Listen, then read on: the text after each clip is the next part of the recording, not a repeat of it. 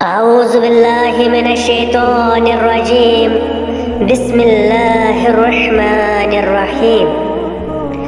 آج میرا موضوع ہے حضور صلی اللہ علیہ وآلہ وسلم کے موئے مبارک کا معجزہ۔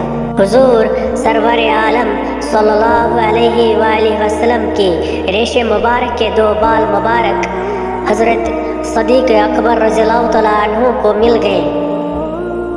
آپ ان دو بالوں کو بطور تبرک گھر لے آئے اور بڑی تعظیم کے ساتھ اندر ایک جگہ رکھ دیے۔ تھوڑی دیر کے بعد اندر سے قرآن پڑھنے کی آوازیں آنے لگی۔ صدیق اکبر رضی اللہ تعالیٰ عنہ اندر گئے تو تلاوت کی آوازیں تو آ رہی تھی مگر پڑھنے والے نظر نہ آتے تھے۔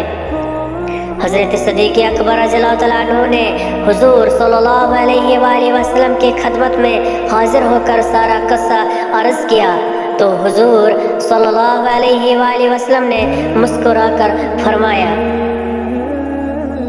یہ فرشتے ہیں جو میرے بال کے پاس جمع ہو کر قرآن پڑھتے ہیں۔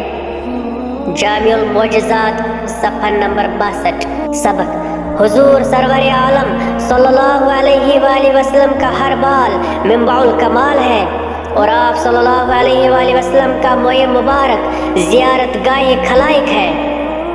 پھر جن لوگوں کے بال موڑ کر نائی نالوں میں پھینک دیتا ہے وہ اگر حضور صلی اللہ علیہ وآلہ وسلم کی مثل ہونے کا دعویٰ کرنے لگے تو کس قدر ظلم ہے۔